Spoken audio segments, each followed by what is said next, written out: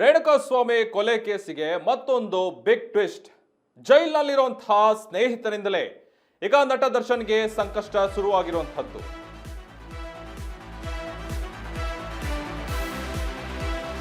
ರೇಣುಕಾಸ್ವಾಮಿ ಕೊಲೆ ಕೇಸ್ಗೆ ಮತ್ತೊಂದು big twist. ಜೈಲಿನಲ್ಲಿರೋ ಸ್ನೇಹಿತರಿಂದಲೇ ನಟ ದರ್ಶನ್ಗೆ ಸಂಕಷ್ಟ ಎದುರಾಗ್ತಾ ಇದೆ. ಮಾಫಿ ಸಾಕ್ಷಿಯನ್ನಾಗಿಸುವಂತೆ ಕೋರಿ ಪ್ರದೋಷ್ ಅರ್ಜಿಯನ್ನ ಸಲ್ಲಿಸಿದ್ರು. ಈಗ ರೇಣುಕಾಸ್ವಾಮಿ ಕೊಲೆ ಕೇಸ್ನಲ್ಲಿ A14 ಆರೋಪಿ ಪ್ರದೋಷ್ಗೆ ಸತ್ಯ ಹೇಳ್ತೀನಿ ಅಂತಲ್ಲ ಕ್ಷಮೆ ನೀಡುವಂತೆ ಪ್ರದೋಷ್ ಅರ್ಜಿಯನ್ನ ಸಲ್ಲಿಸಿದ್ದಾರೆ. ನಾನು ಸತ್ಯವನ್ನು ಒಪ್ಕೊಂತೀನಿ, ನನಗೆ ಕ್ಷಮೆ ಕೊಡಿ ಅಂತ ಹೇಳಿ ಈಗ ಪ್ರದೋಷ್ ಅವರು ವಕೀಲರಿಂದ 59ನೇ CCH ಕೋರ್ಟ್ಗೆ ಅರ್ಜಿಯನ್ನ ಸಲ್ಲಿಸಿದ್ದಾರೆ. ಜೈಲು ಕೊಠಡಿಯಿಂದ ಪ್ರದೋಷ್ ಹಾಜರುಪಡಿಸಲು ಈಗ ಮನವಿಯನ್ನ ಕೂಡ ಮಾಡಲಾಗಿದೆ. ಆದರೆ ದರ್ಶನ್ ಕೊಠಡಿ ಬಿಟ್ಟು ಬೇರೆ ಕೊಠಡಿಯಿಂದ ಹಾಜರಿಗೆ ಮನವಿಯನ್ನು ಕೂಡ ಪ್ರತ್ಯೇಕವಾಗಿ ಸೆಲ್ನಿಂದ ಈ ಕೋರ್ಟ್ಗೆ ಪ್ರದೋಷ್ ಹಾಜರಾಗಬೇಕು ಅಂತ ಹೇಳಿ ಆಗುವಂತಹ ಸಾಧ್ಯತೆ ಇದೆ. ಕೋರ್ಟ್ಗೆ ಮನವಿ ಪತ್ರ ಸಲ್ಲಿಸಿದ ಪ್ರದೋಷ್ ಪರ ವಕೀಲರು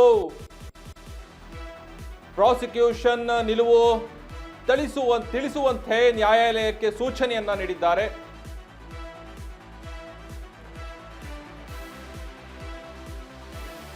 ರೇಣುಕಾಸ್ವಾಮಿ ಕೊಲೆ ವಿಚಾರವಾಗಿ ಪ್ರದೋಷ್ಗೆ ಈಗ ದರ್ಶನ್ಗೆ ಸಂಕಷ್ಟ ಎದುರಾಗ್ತಾ ಇದೆ. ಸತ್ಯ ಒಪ್ಕೊಂತೀನಿ. ರೇಣುಕಾಸ್ವಾಮಿ ಕೊಲೆ ಕೇಸಲ್ಲಿ ಇದೊಂದು ದೊಡ್ಡ ಟ್ವಿಸ್ಟ್ ಅಂತಾನೆ ಹೇಳ್ಬೋದು. ಜೈಲಿನಲ್ಲಿರೋ ಸ್ನೇಹಿತರಿಂದನೇ ನಟ ದರ್ಶನ್ಗೆ ಸಂಕಷ್ಟ ಎದುರಾಗ್ತಾ ಇದೆ. ರೇಣುಕಾಸ್ವಾಮಿ ಕೊಲೆ ಕೇಸ್ನಲ್ಲಿ A14 ಆರೋಪಿಯಾದಂತಹ ಪ್ರದೋಷ್ ಸತ್ಯ ಹೇಳ್ತೀನಿ, ಕ್ಷಮೆ ನೀಡುವಂತೆ ಪ್ರದೋಷ್ ಈಗ ನ್ಯಾಯಾಲಯಕ್ಕೆ ಅರ್ಜಿಯನ್ನ ಸಲ್ಲಿಸಿದ್ದಾರೆ. ನೋಡಿ, ಆರೋಪಿಗಳನ್ನೆಲ್ಲ ಈಗ ತನಿಖೆ ನಡೆಸ್ತಾ ಹೋಗ್ತಾ ಇದ್ದಂತೆ ಅತಿ ಹೆಚ್ಚಾಗಿ ಜೈಲಿನಲ್ಲಿ ವಾಸವನ್ನ ಕಳೆಯುವಂತಹ ಸಮಯದಲ್ಲಿ ಕಷ್ಟಗಳು ಎಲ್ಲ ತುಂಬಾ ಎದುರಾಗ್ತಾ ಹೋಗುತ್ತೆ. ಆರೋಪಿಗೆ ತನ್ನ ತಪ್ಪೊಪ್ಪಿಗೆಯನ್ನ ಮಾಡ್ಕೋಬೇಕು ಅನ್ನುವಂಥದ್ದು ಗೊತ್ತಾಗಿರುತ್ತೆ. ಆದರೆ ಇದ್ರ ಬಗ್ಗೆ ಡೀಟೇಲ್ಸ್ ನೋಡ್ತಾ ಹೋಗೋಣ. ನಿಸರ್ಗ ಪ್ರತಿನಿಧಿ ನೇರ ಸಂಪರ್ಕಕ್ಕೆ ಬರ್ತಾ ಇದ್ದಾರೆ. ನಿಸರ್ಗ, ಕೇಳಿಸ್ತಿದ್ಯಾ ನನ್ನ ಧ್ವನಿ? ಈಗ ದರ್ಶನ್ ವಿಚಾರವಾಗಿ ಏನ್ ಅಪ್ಡೇಟ್ಸ್ ಬರ್ತಾ ಇದೆ? ಈಗ ಪ್ರದೋಷ್ ಬೇರೆ ಸತ್ಯ ಒಪ್ಕೊಂತೀನಿ ಅಂತ ನ್ಯಾಯಾಲಯಕ್ಕೆ ಮನವಿಯನ್ನ ಸಲ್ಲಿಸ್ತಾ ಇದ್ದಾರೆ ಅಂತ ಹೇಳ್ತಾ ಇದ್ದಾರೆ. ಏನ್ ಅಪ್ಡೇಟ್ ಅದ್ರ ಬಗ್ಗೆ?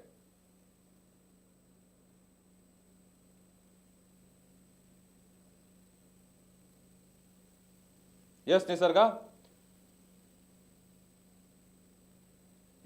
ಸಂಪರ್ಕ ಕಡಿತಾ ಆಯ್ತಾ? Okay, fine. ಈಗ ನೋಡಿ, ಪ್ರದೋಷ್ ಏನು ಅಂತ ಅಂದ್ರೆ ಒಂದು ವಿಚಾರ ನಾವು ಅರ್ಥ ಮಾಡ್ಕೋಬೇಕಾಗುತ್ತೆ. ಈಗ ರೇಣುಕಾಸ್ವಾಮಿ ಕೊಲೆ ಪ್ರಕರಣದಲ್ಲಿ ಏನೆಲ್ಲ ಅಪ್ಡೇಟ್ಸ್ಗಳು, ಬೆಳವಣಿಗೆಗಳು, ಜಾಮೀನಿಗಾಗಿ ಕೋರಿ ನ್ಯಾಯಾಲಯಕ್ಕೆ ಅರ್ಜಿಯನ್ನು ಸಲ್ಲಿಸಿದ್ರು, ರದ್ದುಗೊಳಿಸಿದ್ರು, ಏನೆಲ್ಲ ಬದಲಾವಣೆಗಳ ಆದರೂ ಕೂಡ ಈಗ ದರ್ಶನ್ಗೆ ಸಂಕಷ್ಟದ ಮೇಲೆ ಸಂಕಷ್ಟ ಎದುರಾಗ್ತಾನೆ ಹೋಗ್ತಾ ಇದೆ. ಒಂದ್ ಕಡೆ ಅಭಿಮಾನಿಗಳು ಹೊರಗಡೆ ಬರಬೇಕು ಅಂತ ಕಾಯ್ತಾ ಇದ್ರೆ, ಇನ್ನೊಂದು ಕಡೆ ಆದಷ್ಟು ಒಳಗಡೆನೆ ಇರಕ್ಕೆ ಏನೇನಾಗಬೇಕು ಅಷ್ಟು ದರ್ಶನ್ ಪರವಾಗಿ ನಡೀತಾ ಇದೆ, ದರ್ಶನ್ ವಿರುದ್ಧವಾಗಿ ನಡೀತಾ ಇದೆ ಅಂತ ಹೇಳಿ ಈಗ ಅವನ ಸ್ನೇಹಿತನಿಂದಲೇ ಪ್ರದೋಷ್ ಸತ್ಯವನ್ನು ಒಪ್ಕೊಂತೀನಿ, ನ್ಯಾಯಾಲಯಕ್ಕೆ ನಾನು ಅರ್ಜಿಯನ್ನ ಸಲ್ಲಿಸಿ ನನ್ನ ಶಿಕ್ಷೆಯನ್ನ ಕಮ್ಮಿ ಮಾಡಿ ಅಂತ ಹೇಳಿ ನಾನು ಮಾಫಿ ಸಾಕ್ಷಿ ಆಗ್ತೇನೆ ಅಂತ ಹೇಳಿ ಅವ್ರನ್ನ ಕೋರಿ ಈಗ ಪ್ರದೋಷ್ A14 ಆರೋಪಿಯಾದಂತಹ ಪ್ರದೋಷ್ ನ್ಯಾಯಾಲಯಕ್ಕೆ ಮನವಿಯನ್ನ ಸಲ್ಲಿಸಿದ್ದಾರೆ. ನೋಡ್ಬೇಕೀಗ ನ್ಯಾಯಾಲಯ ತನಿಖೆ ನಂತರ ಏನಾಗುತ್ತೆ ಅನ್ನುವಂಥದ್ದು. ಆದ್ರೆ ಈಗ ಪ್ರದೋಷ್ ವಕೀಲರಿಂದ ಯಾವ್ಯಾವ ಅಂಶಗಳು ಉಲ್ಲೇಖ ಆಗಿರುತ್ತೆ ಅನ್ನೋದು ವಾದ ವಿವಾದಗಳ ಆಲಿಸಿ ಈಗ ನ್ಯಾಯಾಧೀಶರು ತೀರ್ಮಾನವನ್ನ ಕೊಡ್ತಾರೆ. ನಿಸರ್ಗ ಪ್ರತಿನಿಧಿಯವರು ಸಂಪರ್ಕಕ್ಕೆ ಸಿಕ್ಕಿದ್ದಾರೆ. ನಿಸರ್ಗ, ನೋಡಿ, ಇದರ ಅಪ್ಡೇಟ್ಸ್ ಇನ್ನು ಮುಂದುವರಿದ ಭಾಗ ಏನಾಗಿದೆ? ಯಾಕೆ ಈ ರೀತಿ ಆಗ್ತಾ ಇದೆ?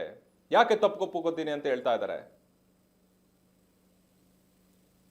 ಪವನ್, ರೇಣುಕಾಸ್ವಾಮಿ ಕೊಲೆ ಪ್ರಕರಣದಲ್ಲಿ ಡಿ ಗ್ಯಾಂಗ್ಗೆ ಈಗ ಮತ್ತೊಂದು ಸಂಕಷ್ಟ ಎದುರಾಗಿರುವಂತದ್ದು. ಯಾಕಂತ ಹೇಳಿದ್ರೆ, ಏನು 14ನೇ ಆರೋಪಿಯಾಗಿದ್ದಂತಹ ಪ್ರದೋಷ್ ಇವಾಗ ಕ್ಷಮೆ ನೀಡುವಂತೆ 59ನೇ CCH ಕೋರ್ಟ್ಗೆ ಈಗ ಪ್ರದೇಶ್ ಪರ ವಕೀಲರು ಅರ್ಜಿಯನ್ನ ಸಲ್ಲಿಸಿದ್ದಾರೆ. ಅಂದ್ರೆ ನನ್ನನ್ನ ಏನು ಸಾಕ್ಷಿಯಾಗಿ ಪ್ರೋಟೀನ್ ಆಗಿ ನೀವು ಪರಿಗಣಿಸಿದ್ರಿ, ಅದನ್ನ ಈಗ ಮಾಫಿ ಸಾಕ್ಷಿ ಮಾಡುವಂತೆ ಆತ ಈಗ ಒಂದು ಅರ್ಜಿಯನ್ನ ಸಲ್ಲಿಸಿರುವಂತದ್ದು. ನನಗೆ ಕ್ಷಮಾದಾನ ನೀಡಿ ಮಾಫಿ ಸಾಕ್ಷಿಯನ್ನಾಗಿ ಪರಿಗಣಿಸಬೇಕು, ಪರಿಗಣಿಸಿದ ನಂತರದಲ್ಲಿ ಇದರ ಮುಂದಿನ ವಿಚಾರಣೆಗೂ ಕೂಡ ಇದು ಹೆಲ್ಪ್ ಆಗತ್ತೆ ಅನ್ನುವಂತಹ ಕಾರಣವನ್ನ ಇಟ್ಕೊಂಡು ಈಗ ಅವರು ಮಾಡಿರುವಂತದ್ದು. ಸದ್ಯ ಆತನು ಈಗ ದರ್ಶನ್ ಜೊತೆ ಒಂದೇ ಒಂದು ಕೊಠಡಿಯಲ್ಲಿ ದಲ್ಲಿ ಇರೋದರ ಕುರಿತಂತೆ ಈಗ ನನ್ನನ್ನ ಬೇರೆ ಕೊಠಡಿಗೆ ವರ್ಗಾಯಿಸಿ ಅಂತಾನೂ ಕೂಡ ಆತ ಕೇಳ್ಕೊಂಡಿರುವಂತದ್ದು ಈ ಒಂದು ಅರ್ಜಿಯ ಮೂಲಕ.